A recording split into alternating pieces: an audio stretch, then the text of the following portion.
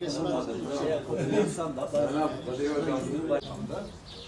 çıta üzerinde yapılan çalışmalarda daha fazla bal verdiği, hatta 2-3 kata kadar daha fazla bal verdiği söyleniyor yani. Çiftçilerimizi de yanımıza getirdik ki çiftçilerimizin bir sorusu olursa sorusunu öğrensinler. Evet arkadaşlar sorularınızı sorun.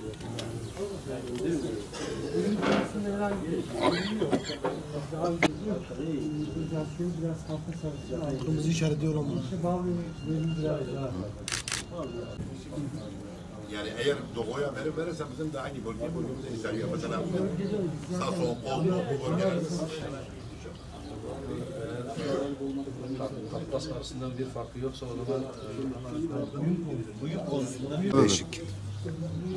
Cinsleri değişik.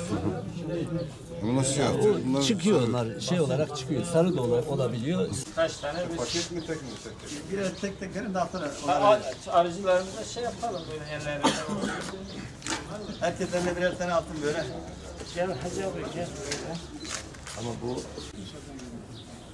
nasıl böyle ne geçseniz Durum yanında yok ya.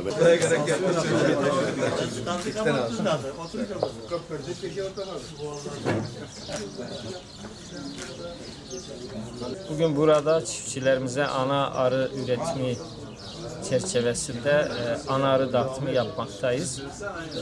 Biliyorsunuz özellikle ilimizde Sason ilçemizde çok yoğun bir şekilde arıcılık yapılmaktadır.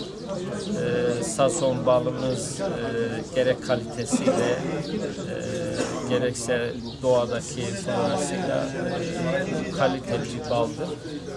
Biz de arıcılarımızı destekleme amacıyla Türkiye'de şu an üretimi yapılan yığılca ana arısını çiftçilerimize getirerek dağıtıp toplam 20 çiftçimize 340 adet ana arı dağıtımı yapacağız. Her çiftçimize 20 adet ortalama bir dağıtım yapacağız.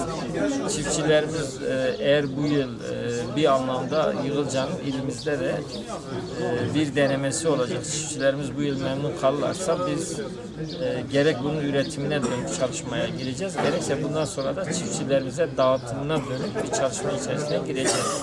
Tarım İl Müdürlüğü'ne teşekkür ediyoruz ki bu az da olsa yine inşallah devamı gelecek. Bize ana arı desteklemesi yaptılar. 20 kişiye dağıtıyoruz.